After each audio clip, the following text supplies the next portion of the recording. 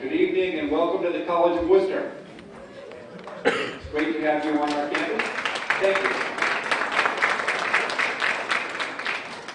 It's great to have you on our campus, especially for this kind of event, because after all, that's what the College of Worcester is all about. Dialogue about important issues, sharing of opinions that sometimes differ, looking for places where we can compromise and share an understanding, but in all cases, listening, learning, exchanging views honestly and openly.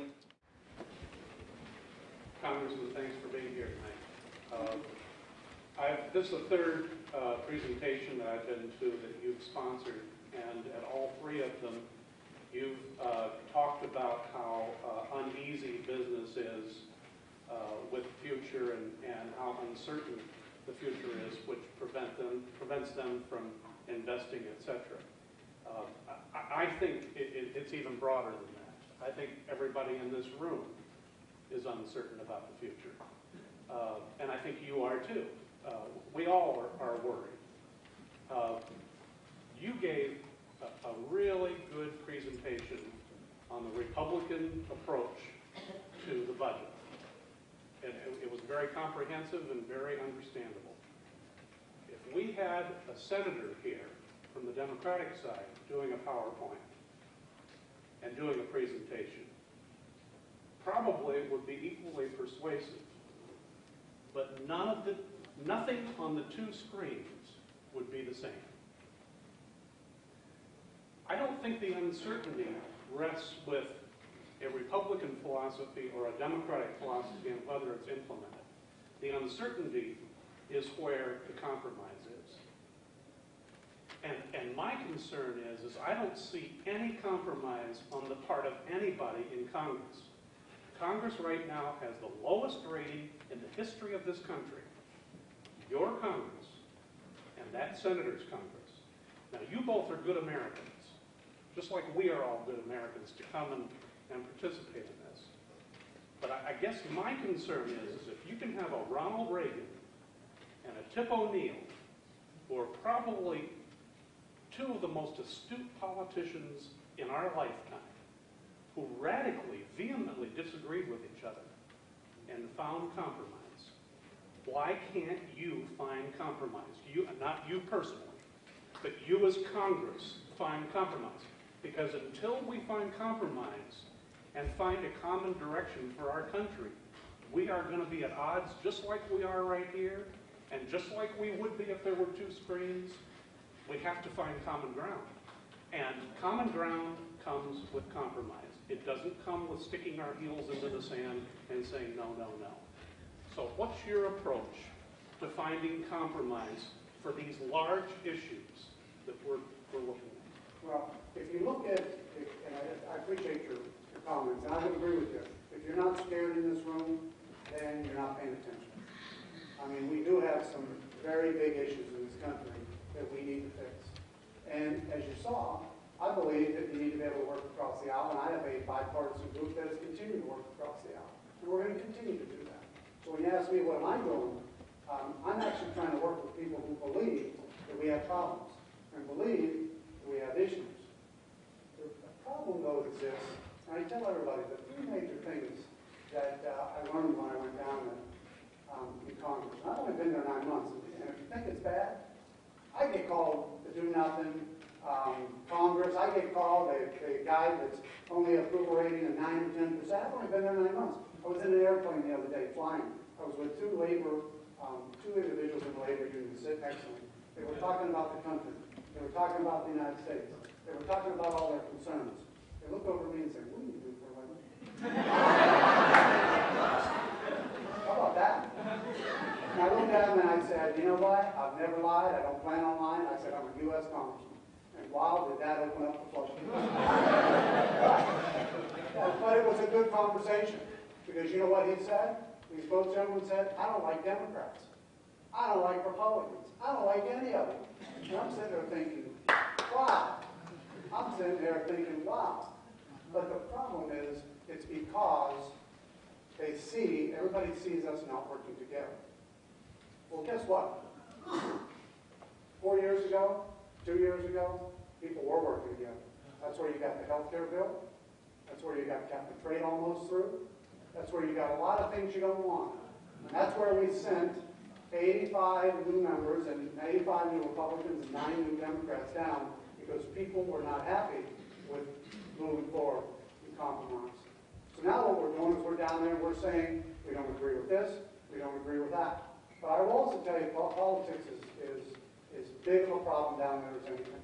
Because if you saw what happened, think about this.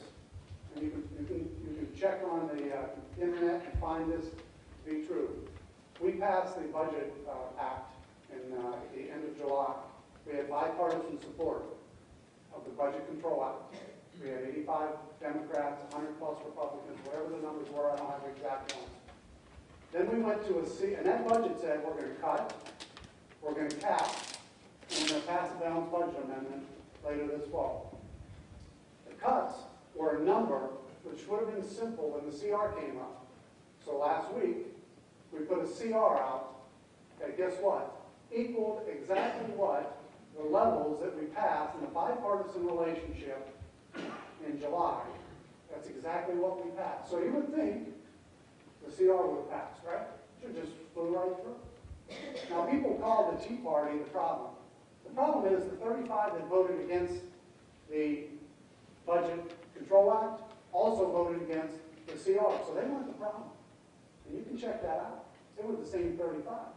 What happened was that 85 Democrats all went no. So they all switched no. And the question would be why? Why did they all go no? I happened to be with one of them that night, and I said to him, why'd you go no? And he said, well, our party told us, our party leaders told us to go no, because they wanted to make sure that they were able to show the Republicans that they just can't get what they want 100% of the time. So when you start to talk about compromise, it's got to be both sides. And we start to talk about Tea Party, and everybody wants to take 35 or 40 people who stand on their principles, and I respect them for standing on their principles. But you got to remember, there's 35 or 40 on the left that stand on their principles too. And that's really, when you look at this group of 435 men, you know, when our forefathers wrote this, our founding fathers wrote this Constitution, they wrote up 435 men. At that time, it was plus. We're going to get together. They knew there was going to be problems. Because if I try to get us all today to agree on anything in this room, we will be here for weeks, if not months. And there's probably only 100 plus here. Multiply that times 4 and see what happens. But the one thing I have learned in the last 9 months is I respect the position. I don't agree with it. I respect the position on the left. I don't agree with it. I respect the position that those on the far right will vote yes or no matter what, even if it sinks the whole economy in many cases. Left, right, wherever. But what we have to do is, as a group, we have to work together. What I've done, I told you, I'm trying to work together. I'm trying to learn. The guys on the right, far right, I go meet with them all the time, trying to understand what they're doing. The guys on the left, I try and meet with them and understand what they're doing too. But we're going to have to work together because this isn't a Democrat problem or a Republican problem. I said it time and time again. It's an American problem.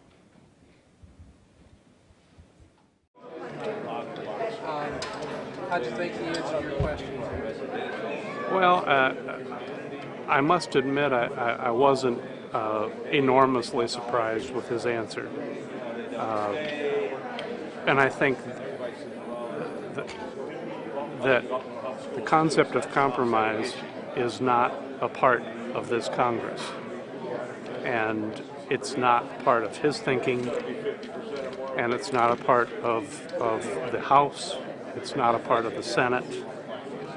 And until we begin to truly listen to the other side, we are going to continue to have anxiety and uncertainty in this country, not just on the part of business, but on the part of every citizen that was in this room and every citizen that cares about this country. Did anything stand out? Anything strike you tonight?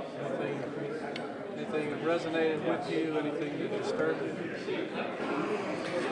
Well, I try to do some reading and